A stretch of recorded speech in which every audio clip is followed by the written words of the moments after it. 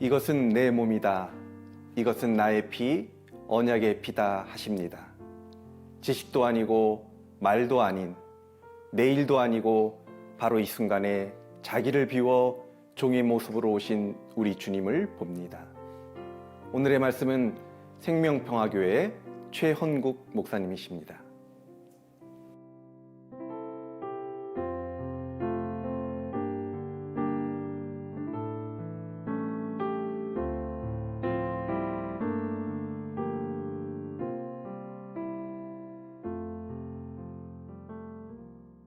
여호와여 일어나옵소서. 하나님여 손을 드옵소서. 가난한 자들을 잊지 마옵소서. 어찌하여 악인이 하나님을 멸시하여 그의 마음에 이르기를 주는 감찰하지 아니하리라 하나이까. 악인의 팔을 꺾으소서. 악한 자의 악을 더 이상 찾아낼 수 없을 때까지 찾으소서. 여호와여 주는 겸손한 자의 소원을 들으셨사오니 그들의 마음을 준비하시며 귀를 기울여 들으시고 고아와 압제 당하는 자를 위하여 심판하사 세상에 속한 자가 다시는 위협하지 못하게 하시리이다.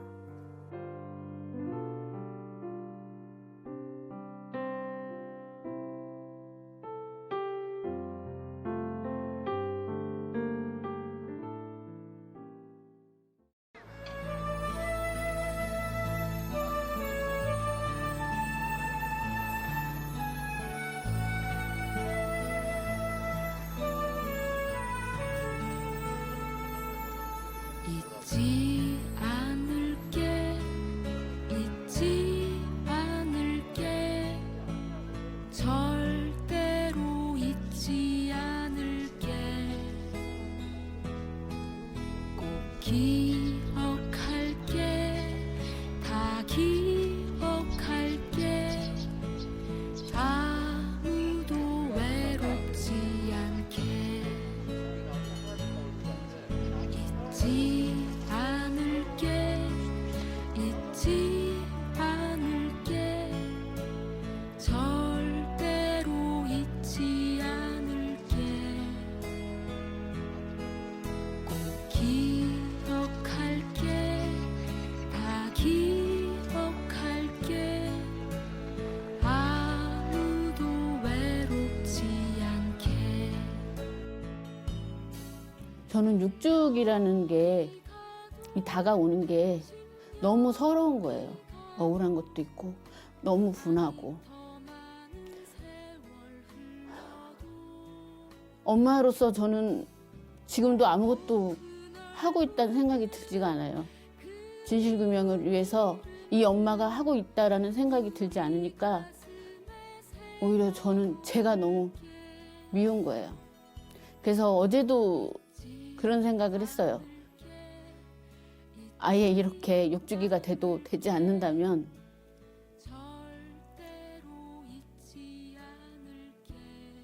내가 뭐를 해야 될까?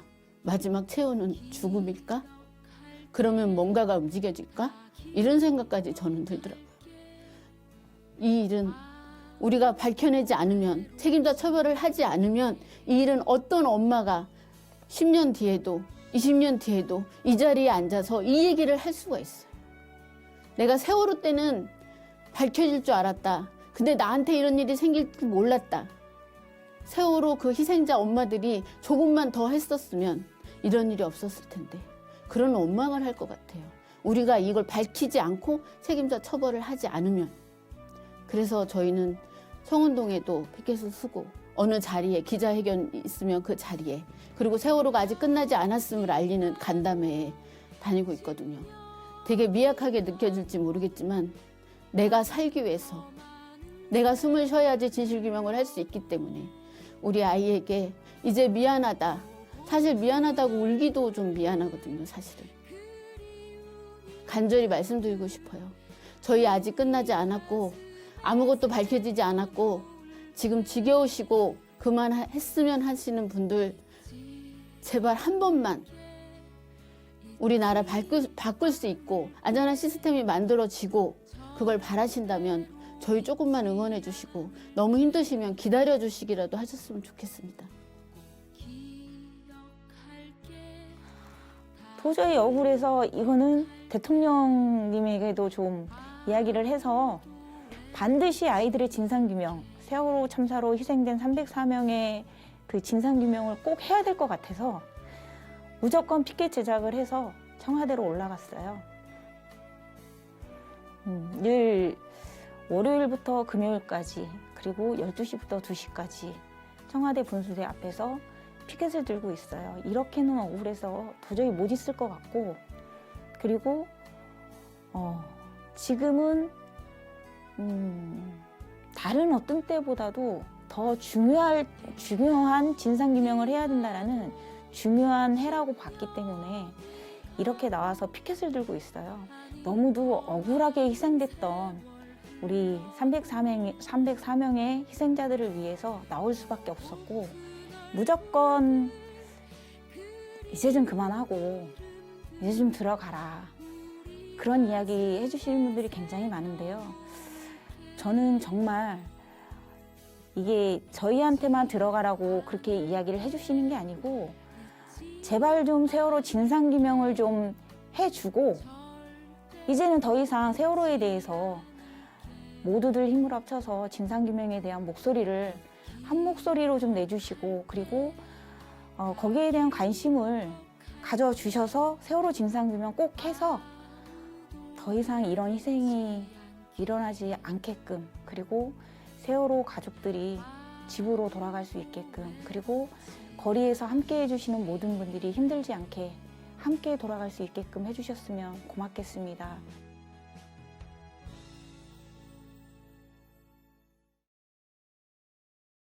저녁 잡수시던 자리에서 일어나 겉옷을 벗고 수건을 가져다가 허리에 두르시고 이에 대야에 물을 떠서 제자들의 발을 씻으시고 그 두르신 수건으로 닦기를 시작하여 이제 함께 할 수 있는 남은 시간은 오늘 저녁뿐이고 그리고 지금 곧 사랑하는 사람들과 헤어져야 합니다. 이런 상황에서 나는 사랑하는 일과 무엇을 할 것인가를 한번 생각해 보시기 바랍니다. 예수께서는 자신이 사랑하던 제자들과 음식을 같이 나누고 그들의 발을 씻겨 주셨습니다. 고난주간 목요일입니다. 내일 성금요일 날 예수께서 십자가에 달리시기 전날입니다. 음식을 함께 나눈 것은 충분히 이해할 수 있을 것입니다. 그런데 왜 하필 씻는 것이었겠습니까? 그것도 왜 하필 발이었겠습니까? 발을 씻기겠다고 나선 예수의 행동에 제자들은 처음 당황했을 것입니다.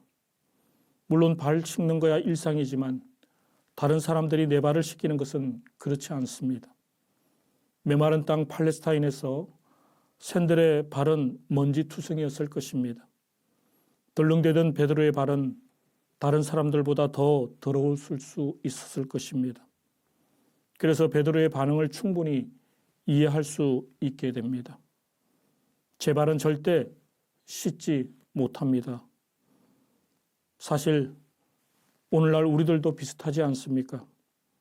성목요일 날 발 씻김의 예절의 참가자로 뽑히면은 발을 씻어준다 할지라도 아니 발을 씻어준다니까 평소보다 더 깨끗하게 발을 씻고 옵니다. 왜 그렇습니까? 손을 씻어준다고 해볼까요? 여전히 쑥스럽기만 해도 발을 씻는 것보다 그렇게까지 하진 않을 것입니다. 몸의 다른 부위에 비해 상대적으로 관심이 덜 가고 왠지 좀 지저분하다고 여기는 곳이 발입니다. 자기 발이지만 잘 보지 않습니다. 남에게는 더더욱 보이지 않으려고 합니다. 그런 발을 갑자기 씻어주겠다고 했으니 제자들도 당황하는 것도 당연할 것입니다. 어쨌든 제자들은 있는 그대로 그리하여 깨끗하지 않은 발을 예수께 내밀었습니다. 예수는 하루를 지내며 먼지투성이가 된 제자들의 고단한 발을 보듬고 씻겨주셨습니다. 처음엔 쑥스럽고 민망했을 제자들이었지만 하지만 예수의 손길을 따라 전해진 예수의 마음을 읽으며 제자들의 그 마음도 차츰 변해갔습니다. 예수님께서는 이 세상에서 아버지께로 건너가실 때가 온 것을 아셨다. 그분께서는 이 세상에서 사랑하신 당신의 사람들을 끝까지 사랑하셨다고 오늘 성경은 말하고 있습니다.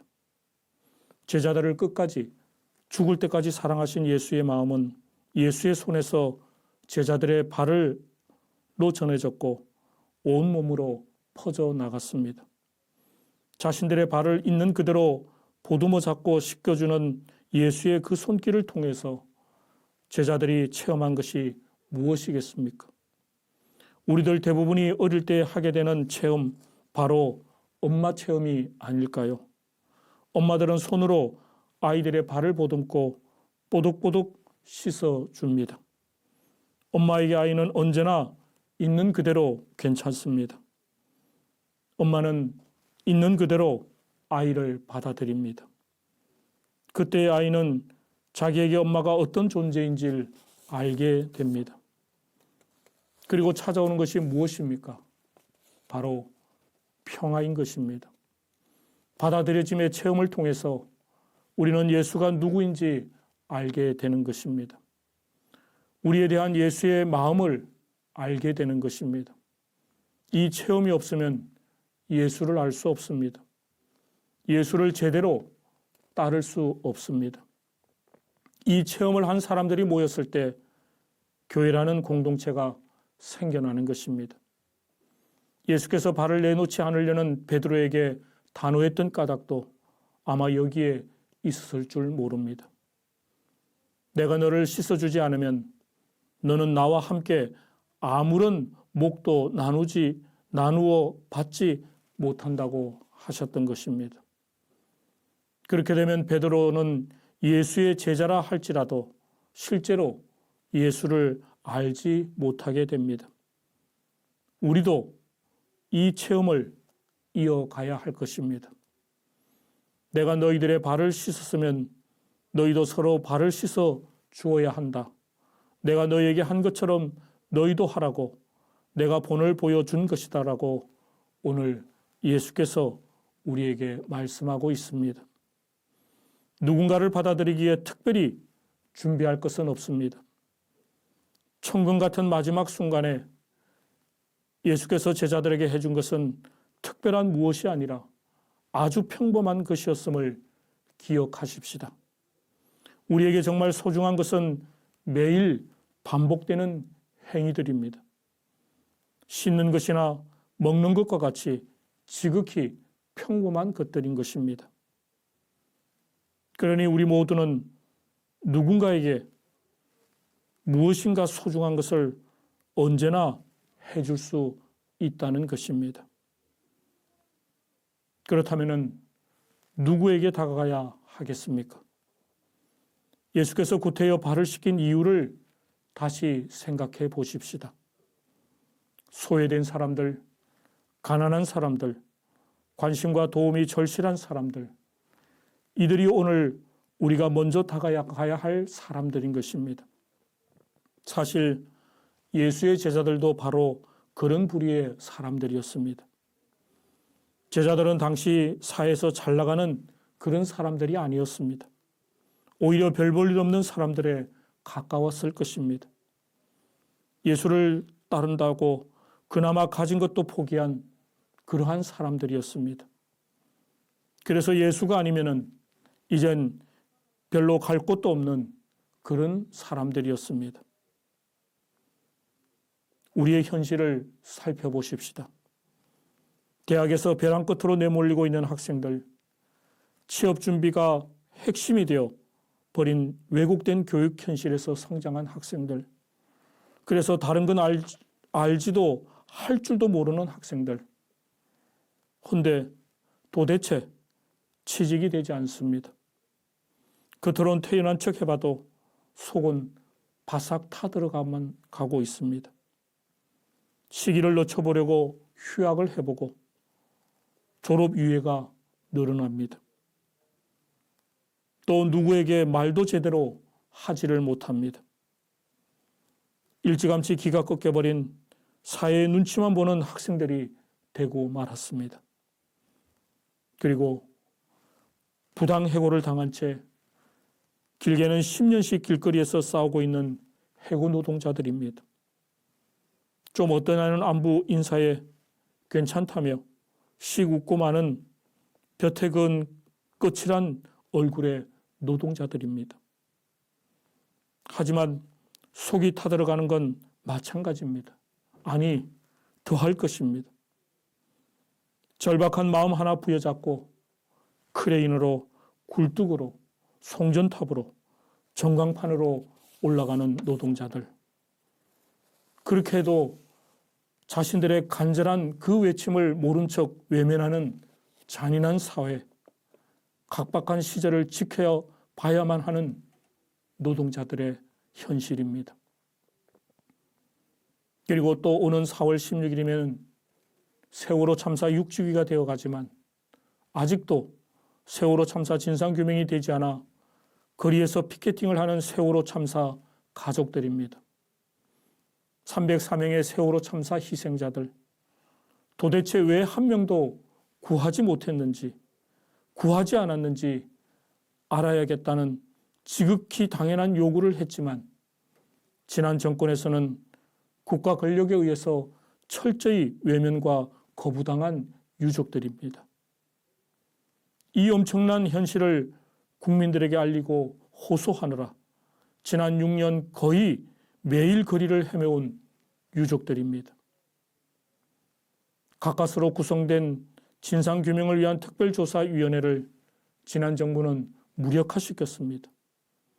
그리고 다시 사회적 참사위원회가 꾸려졌지만 여전히 감추려는 세력들은 방해를 하고 지금의 정부도 약속한 만큼의 의지를 보이지 못해 집권 3년이 지나도록 진상규명의 그 약속이 지켜지지 않고 있습니다. 진실을 규명하기 위해 갈 길은 너무 험하고 멉니다. 유가족들은 억울함과 답답함으로 속이 다 타 들어가고 있습니다.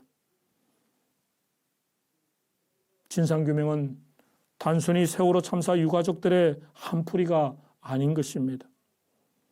다시는 내 자식들과 같이 죽음으로 내몰리는 그 같은 일이 없는 안전한 사회를 만들기 위함인 것입니다.